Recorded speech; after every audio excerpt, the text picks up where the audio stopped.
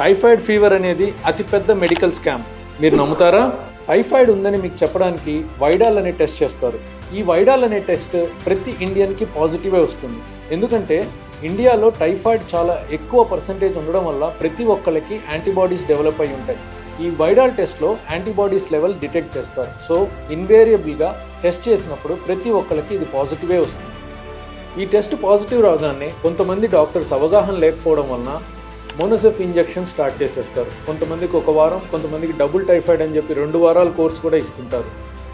ఈ typhoid తగ్గట్లేదని patient మా దగ్గరికి వచ్చినప్పుడు మేము పరీక్షలు చేసినప్పుడు వేరే రకమైన ప్రాబ్లమ్స్ డయాగ్నోజ్ అయినాయి. లైక్ ట్యూబర్క్లోసిస్ మోస్ట్ కామన్ ఇండియాలో, కొన్ని రకాలైన క్యాన్సర్స్, కనెక్టివ్ టిష్యూ డిజార్డర్స్ అని ఒక గ్రూప్ ఆఫ్ డిజార్డర్స్ ఉంటాయి. అవి కూడా చాలాసార్లు డయాగ్నోజ్ అవుతుంటాయి.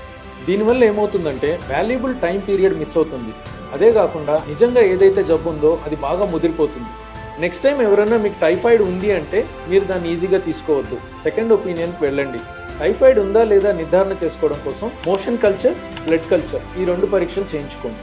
సో వైడాల్ టెస్ట్ చేసి టైఫాయిడ్ అని ఎప్పుడు డయాగ్నోస్ చేయకూడదు.